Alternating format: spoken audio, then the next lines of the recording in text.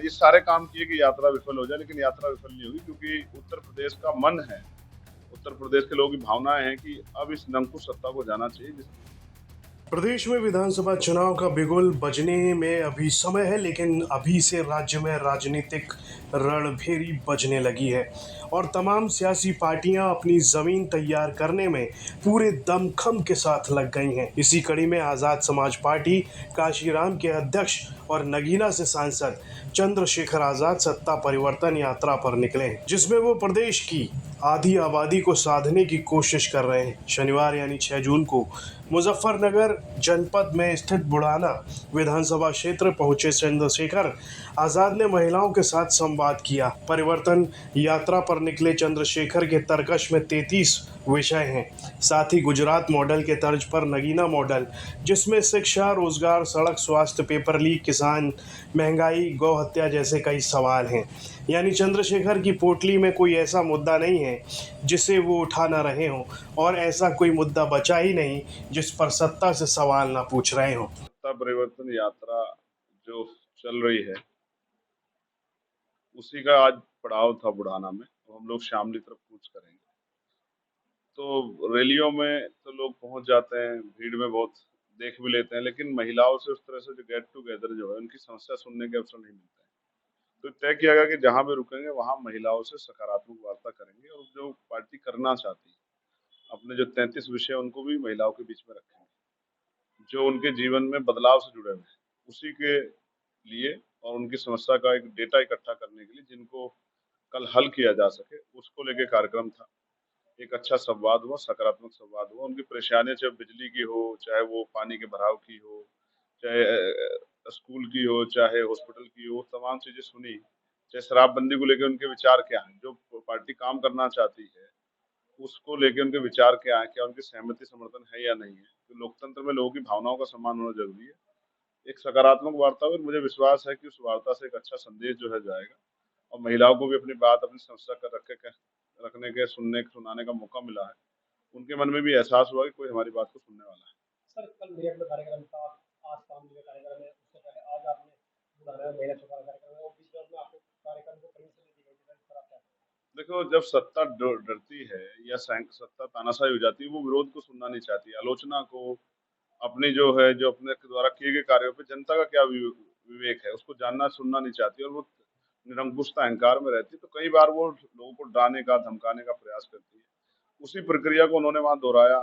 हमारे बैनर हटा देना, बैनर फाड़ देना, परमिशन ना देना, लोगों को डिटेन करना, लोगों को डराना, लोगों के सामने जो है ना भय पैदा करना, ये सारे काम किए कि यात्रा विफल हो जाए, लेकिन यात्रा विफल नहीं होगी क्योंकि उत्तर प्रदेश का मन है, उत्तर प्रदेश के लोगों की भावनाएं हैं कि अब इस निरंकुश सत्ता को जाना चाहिए जिसने पिछले 9.5 साल में वादे तो बहुत किए लेकिन जमीन पे कुछ नहीं किया। सर, आपने अपनी यात्रा का नाम सत्ता परिवर्तन यात्रा रखा गया है, आखिरकार सत्ता परिवर्तन यात्रा क्यों रखा है? नहीं, सत्ता परिवर्तन एक संदेश है उस सरकार को जो निरंकुश हो गई, जो न्यायपूर्ण शासन नहीं देना चाहती, जो एक नए उत्तर प्रदेश की बात कर रही है। हमारा उत्तर प्रदेश बहुत अच्छा है, हमें अवसरों की जरूरत है, हमें रोजगार की जरूरत है, हमें मेरठ में हाईकोर्ट बैच की जरूरत है, हमें यहाँ उद्योग धंधों की जरूरत है, कुटीर उद्योगों की जरूरत है, हमें यहाँ अच्छी सड़कें, ग्रामीण क्षेत्रों के विकास की आवश्यकता है, बिजली की आवश्यकता है। कोई नया पावर प्लांट लगाया हो तो सरकार ने, आप बता दो। मैं कह रहा हूँ एक्सप्रेस वे बनाइए, बहुत अच्छी बात है, लेकिन ग्रामीण क्षेत्रों की सड़कों का तो हाल देखिए आप। जब लोगों की जेब में पैसा ही नहीं होगा, जब लोगों के पास रोजगार ही नहीं होगा, जब लोगों के पास उनको न्याय नहीं मिलेगा, जब हर दफ्तर में जो है वो भ्रष्टाचार की भेंट चढ़ जाएगा, कोई भी दफ्तर में जाएंगे तो वहां जो है बिना पैसे काम नहीं होगा, तो ऐसे में जनता का के हित कैसे आगे बढ़ेंगे?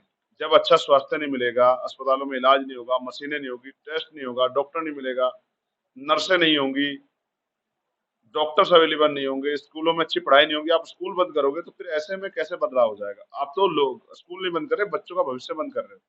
कौन सी भर्ती ऐसी जिसका पेपर लीक ना हो रहा हो? नीट का पेपर लीक हुआ है, एसएससीजीडी के पेपर को आप देख लो, कुअवस्थाएं हो गई हैं, और पुलिस की भर्ती का पेपर देख लो, अब तो सीबीएसई बोर्ड, यूपी बोर्ड तक के पेपर लीक हो रहे हैं। तो आप कौन सी सरकार चला रहे हो? ये गरीबों की, नौजवानों की सरकार है, या उनको जो है उनको नोचने वाली, उनको डराने धमकाने वाली सरकार है? आप तो स्वतः देख रहे हैं किस तरह हिंसा हो रही है, उन लोगों को मारा जा रहा है। मेरठ में राष्ट्रीय स्तर की एक खिलाड़ी जो 44 दिन तक जिसकी डेड बॉडी जो है अनुष्का पाल की नाले में पड़ी रही, कितनी अच्छी कानून व्यवस्था आपकी। आप तो कह रहे थे बेटी को अगर कोई वहां उठा के देगा तो हर चौराहे पे यमराज खड़ा है। गेरुआ वस्त्र पहन के, संतों का वस्त्र पहन के कोई संत नहीं होता है।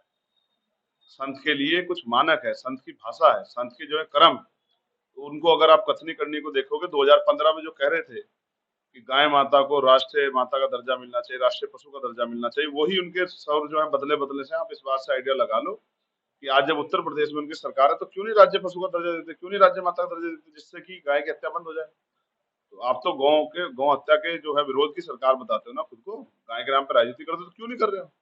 क्योंकि आपकी सरकार चंदा लेती है बीफ कंपनियों से। गौ हत्या में इस सरकार में, केंद्र की सरकार, उत्तर प्रदेश सरकार में हम लोग बीफ एक्सपोर्ट में आगे बढ़े हैं, पीछे नहीं हटे। इसका मतलब ये सरकार सिर्फ और सिर्फ चंद पैसे के लिए किसी भी चीज को दांव पे लगा सकती है। इनकी कथनी करनी फर्क है। कहाँ है 2 करोड़ रोजगार, कहाँ है 15 लाख रुपए, कहाँ है किसानों की आमदनी दुगनी। आवारा छुट्टा पशुओं ने किस तरह के हाल कर दिए फसलों के। गन्ने की क्या स्थिति है, मिलों से पैसा नहीं मिल रहा है। बिजली ने कमर तोड़ दी है, बिजली के सरचार्ज आपने बढ़ा दिया था, विरोध जनता के विरोध के सामने आप पीछे ले गए। आपने प्रीपेड मीटर लगा दिए, लोगों पर काम दे रहे हैं क्या? सरकार ने योजना लाई है जिसको, जो पहले जो है महात्मा गांधी जो है रोजगार ग्रामीण गारंटी योजना थी, ग्रामीण रोजगार गारंटी योजना थी, उसको बदल के आपने जी राम जी किया। 125 दिन रोजगार, 225 दिन जो लोग काम नहीं करेंगे उनको बिजली कहाँ से मिलेगी? आप कह रहे हैं कि अगर रिचार्ज खत्म तो बिजली खत्म। अगर आज कोई काम पे गया, पैसे नहीं भेज पाया, तो उसकी बिजली कट जाएगी, तो उसके घर की रोशनी बुझाना चाहते हैं आप। सारा कुछ प्राइवेट कंपनी को सौंपने वाली सरकार को जनता माफ। मिशन 2027 के तहत परिवर्तन यात्रा की शुरुआत चंद्रशेखर ने 4 जून 2026 को बिजनौर से की। ये यात्रा मेरठ, मुजफ्फरनगर होते हुए प्रदेश के दूसरे जिलों की ओर बढ़ रही है। यात्रा का उद्देश्य अगले साल होने वाले विधानसभा चुनाव से पहले जनता को जागरूक करना, सामाजिक मुद्दों पर संवाद स्थापित करना और अलग अलग वर्गों को एक मंच पर लाने की कोशिश है। इसी के साथ प्रदेश की राजनीति में दलित बहुजन वोट बैंक को लेकर नई हलचल भी तेज हो गई है। प्रदेश की राजनीतिक जमीन पर लंबे समय तक जिस नीले बैनर को बहुजन समाज पार्टी की राजनीतिक पहचान माना जाता रहा, अब उसे प्रतीकात्मक विरासत पर आजाद समाज पार्टी कांशीराम भी पूरे आत्मविश्वास के साथ दावा ठोक रही है। परिवर्तन यात्रा के बहाने सड़कों पर उतरी आजाद समाज पार्टी न सिर्फ जन समर्थन जुटाने की कोशिश में है, बल्कि बहुजन राजनीति के उस पारंपरिक आधार को भी अपनी ओर आकर्षित करना चाहती है, जिस पर सालों तक बसपा का एक छत्र प्रभाव माना जाता रहा। ऐसे में 2027 की सियासी जंग में ये नई प्रतिस्पर्धा प्रदेश की राजनीति को दिलचस्प मोड़ दे सकती है। बहरहाल आज़ाद समाज पार्टी की ये सत्ता परिवर्तन यात्रा मुजफ्फरनगर के बाद शामली के लिए रवाना हो गई है। मुजफ्फरनगर से संदीप सैनी की रिपोर्ट, यूपी तक।